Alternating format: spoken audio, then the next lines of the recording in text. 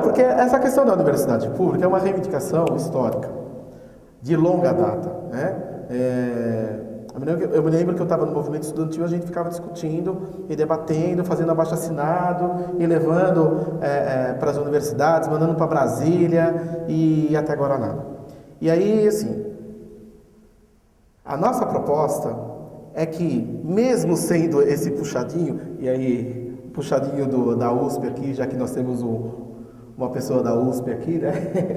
Mesmo sendo um puxadinho da USP, é um avanço, não dá para negar que é um avanço. Porém, não é garantia que ele venha. Não é garantia. O que foi assinado foi um protocolo de intenções, justamente. Ninguém garante que a USP venha para Jundiaí. Ninguém garante. E não é aqui também no Poupa Tempo, ou seja, aqui na FEPASA, que vai resolver o problema. A gente precisa descentralizar os equipamentos públicos. E uma das nossas propostas, existe um instituto do lado do Parque Currupira. Parte daquele instituto pode ser usado para abrigar uma universidade pública, seja ela estadual, seja ela federal. Tem condições de abrigar. Ali. Isso. Ali mesmo. Tem condições de abrigar. E é essa a nossa proposta, de fazer gestão junto ao governo federal, junto ao governo estadual, para trazer uma universidade pública. A primeira que vier, para a gente já é um grande avanço. Essa que é a verdade. Agora, o que precisa ficar dito para as pessoas precisam saber, a sociedade precisa saber, que a USP não vai vir para Jundiaí. Acho que é isso que você está falando, Marcos. Que a USP não vai vir para Jundiaí. Que é um protocolo de intenção, que muito ainda tem que ser feito para conseguir trazer a USP para a cidade. Porque da forma que foi passado, parece que amanhã a USP já vai estar funcionando em Jundiaí. E não é verdade. Ninguém está jogando um balde de água fria nas propostas que estão sendo colocadas. Não é isso. A gente está colocando a realidade da forma que ela tem que ser colocada. Então a USP não virá para Jundiaí amanhã. Ela pode vir com o tempo, mas amanhã ela não vai vir. E a nossa proposta é lá, naquela região. Você leva desenvolvimento, você traz para a cidade turismo receptivo, você traz para a cidade tecnologia de ponta, né? Você traz conhecimento, né? Coloca Jundiaí de fato e verdadeiramente no século XXI. Essa é a nossa proposta. A cidade do conhecimento, nós estamos chamando assim, a cidade do conhecimento, né? Já foi a cidade que mais lê, né? Mas é mentira. Isso foi uma propaganda enganosa que fizeram, soltaram, e aí como em Jundiaí tudo pega, né? Aí pegou, assim, cidade que mais lê, mentira, né? Nós não temos nem, como é que fala, livraria direito na cidade, como é que é a cidade que mais lê, né? Nem biblioteca que funciona como deveria funcionar, então um grande engodo. E muito menos indicador para falar que a gente lê muito, né? Justamente, muito menos indicador para falar que nós lemos muito. Eu fico tão contente com esse moço aqui, esse moço meu vizinho, eu fico tão contente que a gente tem um intelectual aqui, né? Bom, morador de rua, Cardoso. Cara, mentira quando as pessoas falam, esses moradores de rua que vêm de outra cidade, são moradores de Jundiaí. São moradores de Jundiaí.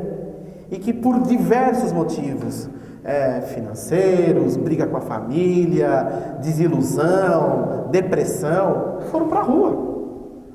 Foram para a rua. E a família não quer mais em casa. Mas não quer por quê? Porque as pessoas não conseguem mais se conviver com as outras pessoas. Né? Não tem mais condições de viver com as pessoas. Eu não vou voltar mais para minha casa porque não dá mais para viver com a minha família. Qualquer morador de rua que você encontrar aí, é isso que eles falam. Na rua é muito melhor. Na rua eu tenho a minha liberdade. Mas por que você saiu da sua casa?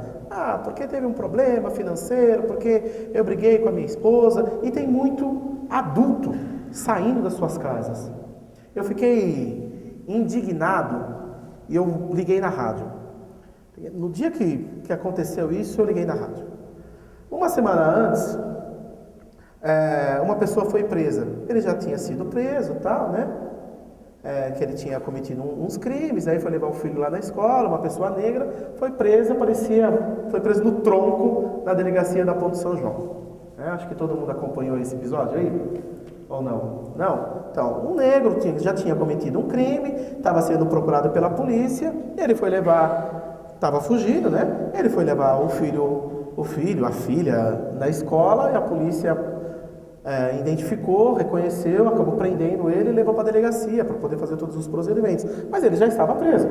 Só que ele foi preso como um verdadeiro escravo, um negro preso num tronco, né? Ou seja, tinha um pau lá na delegacia, colocaram o cara preso lá. Então, a imagem que você tem, a fotografia que você tem, era de um escravo.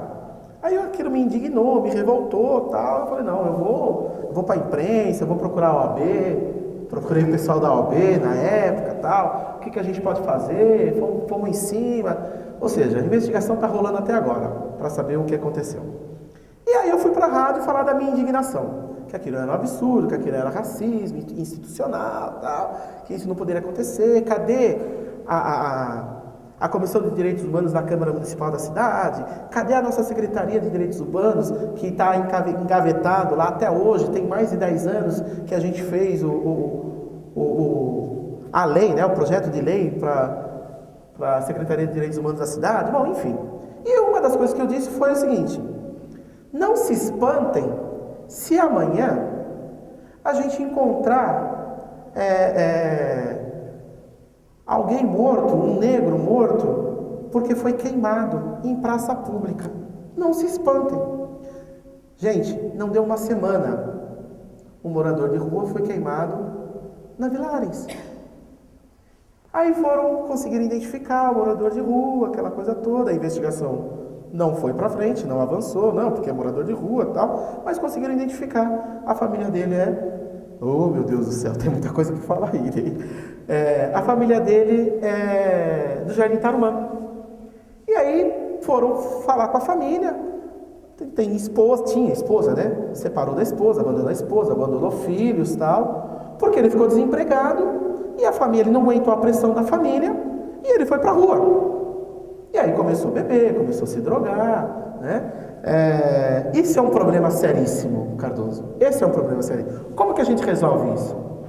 Há um tempo atrás, tinha um projeto de lei na Câmara para a gente trazer tratamento, para o hospital ter leitos para tratar, para recuperação de drogados. Você lembra disso, Fê? E não foi aprovado na Câmara Municipal. Não foi aprovado. Jundiaí não assume que nós temos pessoas com dependência química. Se você não assume que tem um problema, como é que você vai resolver o problema? Né? Psiquiatria também. Você não assume que tem um problema. Primeiro de tudo, Jundiaí tem que assumir. Nós temos um problema sério. Esse é o mal da humanidade dos últimos anos. E precisa ser encarado de frente. Como que a gente resolve esse problema? É saúde pública. Né? O viciado, ele não pode ser tratado como bandido, como marginal. Ele tem que ser tratado com saúde pública.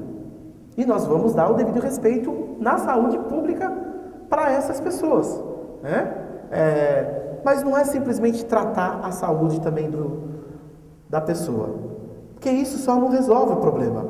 Você tem que tratar e você tem que dar condições para que ele volte para o seio da sua família. Então você tem que fazer um trabalho junto com a família.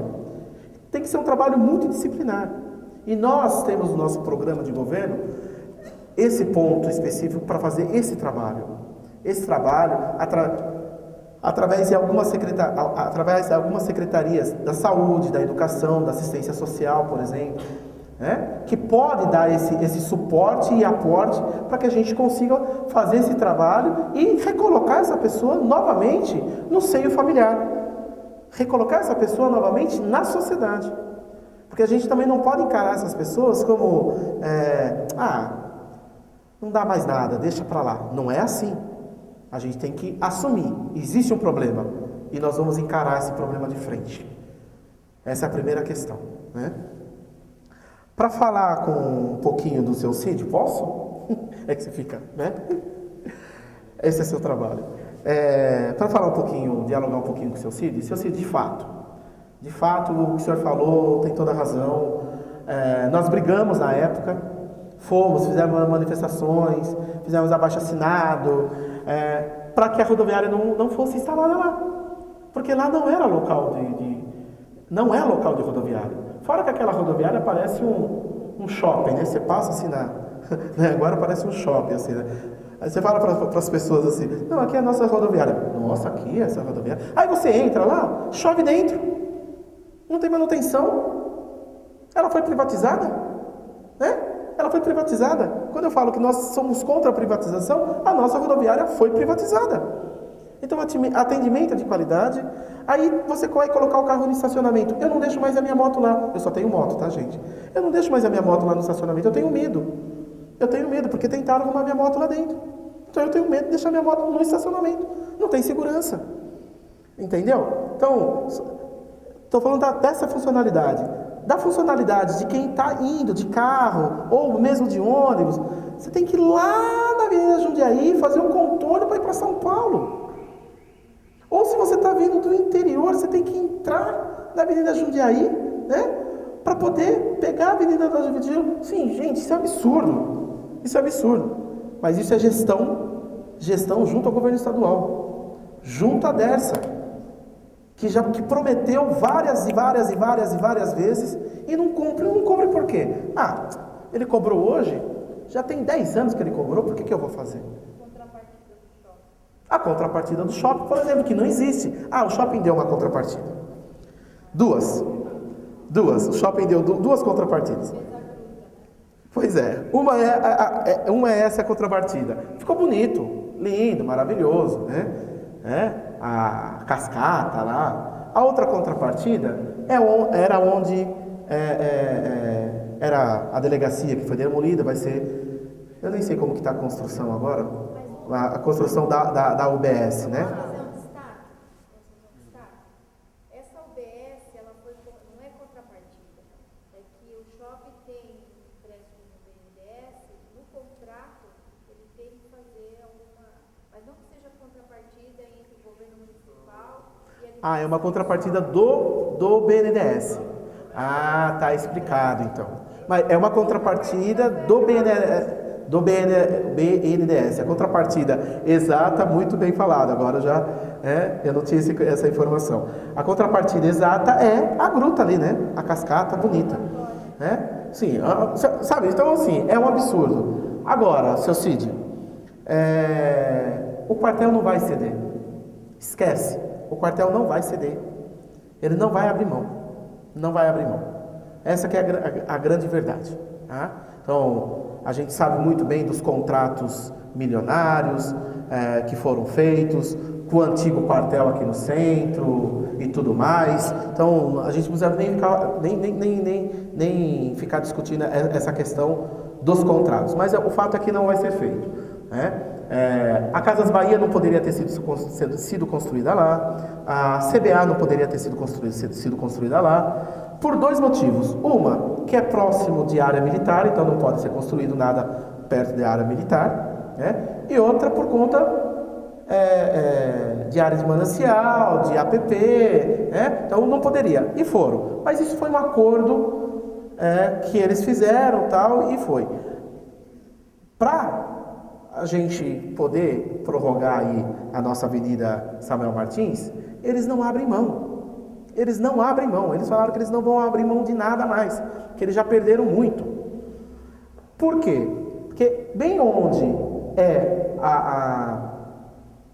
seria a continuidade da Avenida Samuel Martins, tem casas e tem pessoas que moram lá, que são as patentes mais altas que moram lá. E eles não vão querer desapropriar.